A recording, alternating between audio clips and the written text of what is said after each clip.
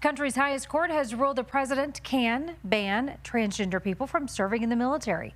The Supreme Court justices granted an emergency request from the administration to lift a nationwide injunction blocking the policy while litigation continues. The Defense Department reports there are just over 4,000 transgender people serving in the military right now. And we know some of those people are from Colorado. Your reporter Sarah Horbakowicz spoke with a transgender Army major who is now facing an uncertain future. Sarah?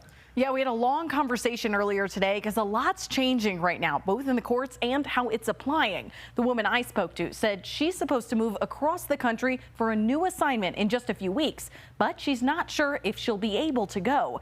Transgender military members have until June 6th to self-identify, or the Defense Department will start going through medical records. Major Kara Corcoran says she'll stay as long as she can. After 17 years of service, including 2 tours in Afghanistan and countless advanced training programs, Army Major Kara Corcoran may be at the end of her career. There's a wealth of experience that we need to fight our nation's wars that you're losing with someone like me. The Supreme Court allowing a ban on transgender troops in the military to temporarily go into effect. Involuntary separation starts in just a few weeks, right when Corcoran is set to start a new assignment.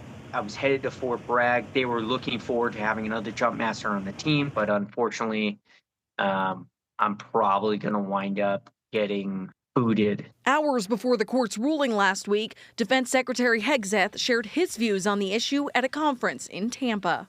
Everything starts and ends with warriors from training to the battlefield.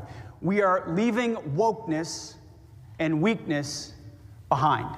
A DoD memo describing the order claims that a transgender person cannot satisfy rigorous standards necessary for military service. But Corcoran says transitioning actually made her better. When you have a problem and you go solve it, then you're allowed to optimize your performance and get back into the fight and be the most lethal and ready soldier that you can be for your formation. And in those formations, she says gender has never been a concern. But when you're in a combat zone, you don't think about those things. Can you do your job? And that's what Corcoran hopes to continue doing as she pushes for the chance to serve her country.